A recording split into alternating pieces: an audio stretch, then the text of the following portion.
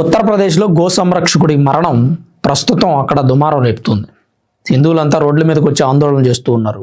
Go ప్రేమికులు అంటే జంతు ప్రేమికులు కూడా అతను చనిపోయినందుకు బాధపడుతూ ఉన్నారు. పార్సీవాలా బాబాగా పిలువబడే చంద్రశేఖర్ గోవులను సంరక్షిస్తూ ఉంటాడు. గోవుల అక్రమ రవాణాను అడ్డుకుంటాడు. గోవధను వ్యతిరేకిస్తాడు. స్మగ్లింగ్ చేస్తున్నటువంటి గో స్మగ్లర్ల మీద ఉక్కుపాదం మోపాడు. ఉత్తరప్రదేశ్ ప్రభుత్వం కూడా గో సంరక్షణ కోసం ప్రత్యేకమైన చట్టాలు తీసుకొచ్చింది. ఎవరైనా గోవులను వధిస్తే కఠిన చర్యలు తీసుకుంటామని చెప్పి వార్నింగ్లు ఇస్తూ ఉంది. ఈ ప్రత్యేకమైన చట్టాలు తీసుకురావడం, గో సంరక్షణ మీద ఉక్కుపాదం మోపడం, అలాగే పార్సీవాలా బాబా కూడా గోవుల అక్రమ రవాణాని అడ్డుకోవడంతో అతని మీద ఆగ్రహించారో ఏమో తెలియదు. కానీ ఈరోజు ఉదయం ఒక ట్రక్ వెళుతుంటే ఆ ట్రక్కుని తన 2 వీలర్తో ఫాలో అయ్యాడట. కొంత దూరం ఫాలో అయిన తర్వాత ట్రక్ అతన్ని గుద్దేసింది. రోడ్డు మీద చనిపోయాడు, పడిపోయాడు. ఆ తర్వాత చనిపోయాడు. అయితే ఆ ట్రక్ వెళ్ళిపోయింది, దొరకలేదు.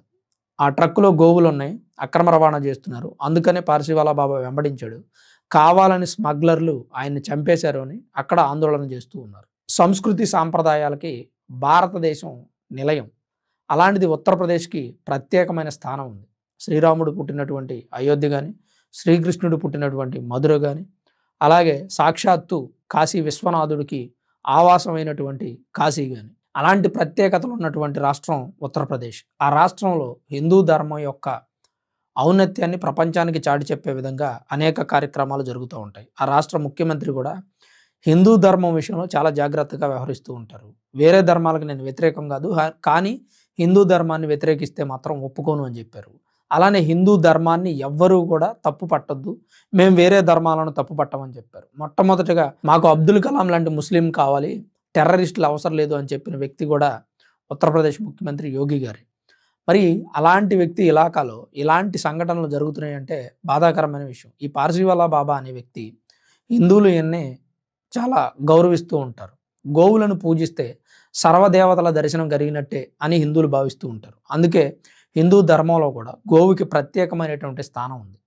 ఆ స్థానాన్ని ప్రస్తుతం ఉన్నటువంటి వ్యక్తులు కొంతమంది అపవిత్రం చేస్తూ ఉన్నారు. హిందువులు దైవంగా భావించే గోవుని వధించడం అంటే సాధారణమైన విషయం కాదు. హిందువుల మనోభావాలు దెబ్బతింటాయి.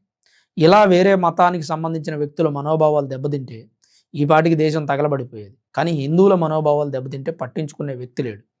అయితే హిందువులు గోవులను రక్షించుకోవడంలో ప్రథమ పాత్ర పోషిస్తున్నారు. ఎందుకంటే ప్రభుత్వాలు గోవుల రక్షణ కోసం ప్రత్యేకమైన చర్యలు తీసుకోవడం లేదు కాబట్టి. ఉత్తరప్రదేశ్ ముఖ్యమంత్రి యోగి గారు లాగా అన్ని రాష్ట్రాల్లో కూడా ప్రత్యేకమైన చట్టాలు తీసుకొస్తే గోవులు సంరక్షించబడతాయి, కానీ చేయడం లేదు. ఎందుకంటే గోవులను వధించేటువంటి ఫ్యాక్టరీలు కానీ, లేదా గోమాంసాన్ని విదేశాలకు ఎక్స్పోర్ట్ చేసేటువంటి సంస్థలు కానీ ప్రముఖ రాజకీయ నాయకులకు సంబంధించినటువంటి అనుచరుల చేతుల్లో ఉన్నాయట. ఈ విషయాన్ని చాలామంది ఒప్పుకోవడం లేదు. కొన్ని సందర్భాల్లో మనం కొన్ని ఎనాలిసిస్ వీడియోలు చూస్తూ ఉంటాం యూట్యూబ్లో.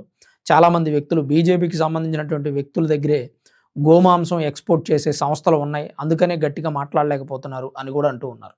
బీజేపీ అవ్వచ్చు, కాంగ్రెస్ అవ్వచ్చు, లేదా ఇంకా ఏ ఇతర పార్టీ అయినా, నేషనల్ పార్టీ అయినా, ప్రాంతీయ పార్టీ అయినా గోవధను చూస్తూ ఊరుకుంటే మాత్రం అది చాలా తప్పు. ఎందుకంటే చాలామంది బీఫ్ తినడం తప్పు కాదు అని వాదిస్తూ ఉంటారు. బీఫ్ తినడం తప్పు కాదు, కాకపోతే హిందువుల మనోభావాలతో ఆడుకోవడం తప్పే కదా.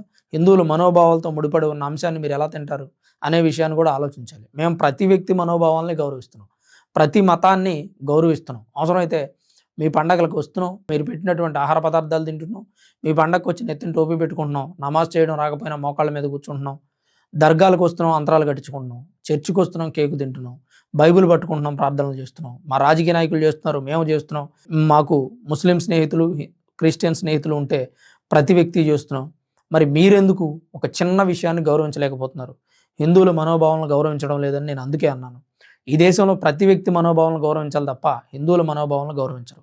ఇప్పుడు గో స్మగ్లర్లని అడ్డుకున్నందుకు పార్సీవాలా బాబాని హత్య చేశారు.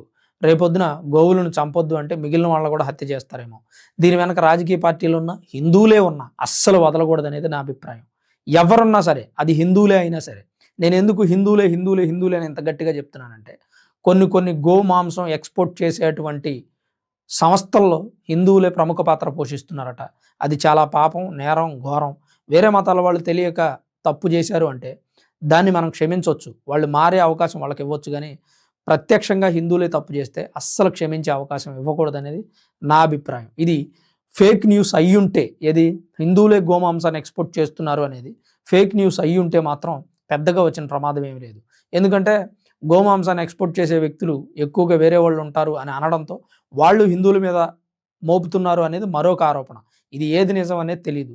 ప్రభుత్వాలు దీని మీద ప్రత్యేకంగా కమిషన్ వేసి ఎంక్వైరీ చేసి ఎవరు గోమాంసాన్ని ఎక్స్‌పోర్ట్ చేస్తున్నారు, గోవులను స్మగ్లింగ్ చేస్తున్నారు, ఎవరు గోవులను అక్రమంగా తరలిస్తున్నారు అనే విషయాన్ని ఆరా తీయాల్సిన అవసరం ఉంది. లేదంటే హిందువులు పెద్ద ఎత్తున ఈరోజు యూపీలో జరిగినటువంటి ఆందోళనలు దేశమంతా జరిగితే దేశం అట్టుడికిపోతుంది. ఏం జరుగుతుందనే విషయాన్ని ఒక్కసారి ప్రభుత్వాలు గుర్తుంచుకోవాల్సిన అవసరం ఉంది. ఏ ప్రభుత్వానికైనా సరే హిందువుల తరపు నుంచి ఇది హెచ్చరిక అనుకోవచ్చు. ఎందుకంటే హిందువులు ప్రతి విషయానికి కామ్‌గా ఉంటారు. వాళ్ళు పూజించేటువంటి దేవుడిలా భావించేటువంటి గోమాతని వధిస్తే చూస్తూ ఊరుకోలేరు. చూస్తూ ఊరుకోలేక ఏం చేస్తున్నారు ఇంతకాలం నుంచి వధిస్తూనే ఉన్నాం గాని కొంతమంది అంటూ ఉంటారు. కానీ ఆ సమయం వచ్చినప్పుడు మాత్రం రణరంగంగా మారుతుంది ఈ భూమి అని నేనైతే అనుకుంటున్నాను. ఖచ్చితంగా అది జరిగే పరిస్థితి త్వరలోనే రాబోతుంది. గోవులను హింసించినా, వధించినా అది చాలా పెద్ద నేరం, పాపం. మేమైతే పాపంగా భావిస్తాం. మీరు ఆకలితో ఉన్నాం కాబట్టి తింటున్నామని సమాధానం చెప్తా ఉన్నారు. గౌతమ బుద్ధుడే చెప్పాడు అని మరికొంతమంది వ్యక్తులు చెప్తూ ఉంటారు. ఏది ఎవరు ఏం చెప్పినా మేము మా ధర్మంలో ఉన్నటువంటి అంశాలనే పాటిస్తాం తప్ప ఎవరో చెప్పిన మాటలైతే పాటించలేం. ఎందుకంటే మేము గోవుని దేవతలాగా భావిస్తాం కాబట్టి. దయచేసి మా మనోభావాలతో ముడిపడి ఉన్నటువంటి అంశం కాబట్టి చాలా జాగ్రత్తగా వ్యవహరించమని ఈ వీడియో చూస్తున్న అనేక మంది ద్వారా కొంతమందికి తెలియజేస్తూ ఉన్నాను. వీలైతే ఇన్ఫర్మేషన్ మరికొంతమందికి షేర్ చేయండి. గోవులను రక్షించడంలో హిందువులు ప్రథమ పాత్ర పోషించండి. దానికోసం ప్రభుత్వాలను కూడా నిలదీయండి అవసరమైతే.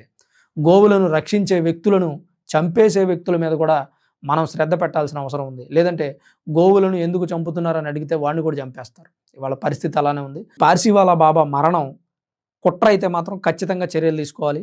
ఆ దుర్మార్గులకు శిక్ష పడాలి. ఒకవేళ అది నిజంగా యాక్సిడెంట్ అయ్యి అతను చనిపోతే ఎవ్వరు చేయగలిగేది ఏం లేదు. కాకపోతే అతను చనిపోయిన తర్వాత గోవులను రక్షించేది ఎవరు ఉత్తరప్రదేశ్లో అనేది పెద్ద ప్రశ్న. ఎందుకంటే ఏదో ఒక పనిలో ఉండో లేదా మన ఉద్యోగాన్ని మనం చేసుకుంటూ లేదా మన వ్యాపారాన్ని మనం చేసుకుంటూ గోవులను రక్షించడం వేరు. ప్రత్యేకించి గోవులను రక్షించడమే పనిగా పెట్టుకోవడం వేరు. ఆ పనిగా పెట్టుకున్న వ్యక్తి పార్సీవాలా బాబా. అలాంటి వ్యక్తిని చంపేశారంటే గోవులను అక్రమంగా తరలించేటువంటి వారి బిజినెస్ని పాడు చేస్తున్నాడనే ఉద్దేశంతో అతను చంపేశారు. ఇక నుంచి యథేచ్ఛగా చేయొచ్చు అనుకుంటున్నారు. కానీ ప్రభుత్వం ప్రత్యేకమైన చర్యలు తీసుకుంటే బాగుంటుందనేది నా అభిప్రాయం. మరి మీ అభిప్రాయం ఏంటి? మీరేమనుకుంటున్నారు? ఇలాంటి బాబా చనిపోయిన తర్వాత అక్కడ గోవులను కాపాడే వ్యక్తి ఉన్నాడంటారా? లేడంటారా? ప్రతి ఒక్క హిందూ ఈ బాబా లాగా మారితే తప్ప గోవులు రక్షించబడవు అనేది నా అభిప్రాయం. మీ అభిప్రాయాన్ని కామెంట్ రూపంలో తప్పకుండా రాయండి. అలానే వీడియో చూస్తున్న ప్రతి ఒక్కరూ దయచేసి లైక్ చేయండి. Thanks for watching this video. This is Ram signing off సన్మన్ studios.